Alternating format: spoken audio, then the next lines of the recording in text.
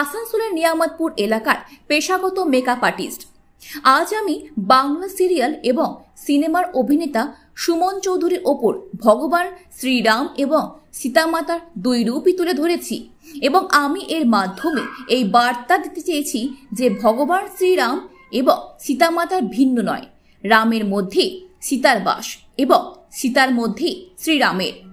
যে গল্প আমরা পৌরাণিক যুগ থেকে শুনে এসেছি যে রাম এবং সীতা একে অপরকে ছাড়া অসম্পূর্ণ, আমি আমার মেকআপের মাধ্যমে সেটাই তুলে ধরার চেষ্টা করেছি।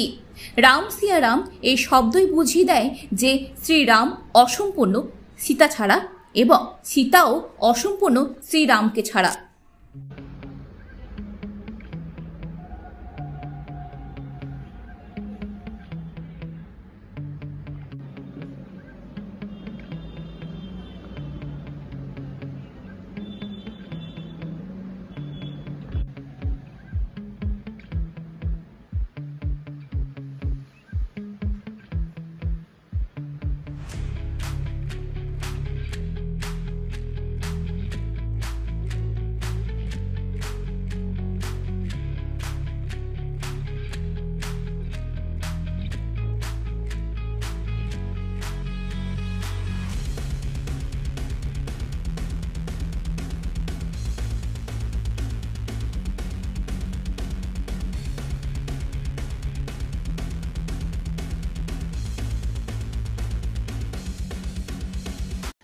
নমস্কার, আমি অভিনেতা সুমন চৌধুরী এবং আজকে আমি এসেছিলাম মেকআপ আর্টিস্ট প্রণতি ব্যানার্জির কাছে।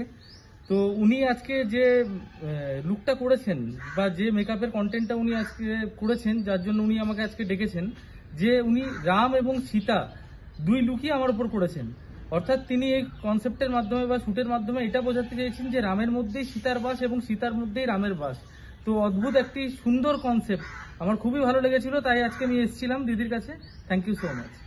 নমস্কার, আমি মেকআপ আর্টিস্ট প্রণতি ব্যানার্জি, আমি নিয়ামতপুরে থাকি। আজ আমি সুমন চৌধুরীর ওপরে দুটো লুক ক্রিয়েট করেছি। রাম এবং সীতা উভয় চরিত্রই আমি সুমনের উপরে করেছি এবং আমি এই আমার কাজের মাধ্যমে আমি এটাই জানাতে চাইছি যে রাম এবং সীতা উভয়ই একে অন্যের মধ্যে থাকেন।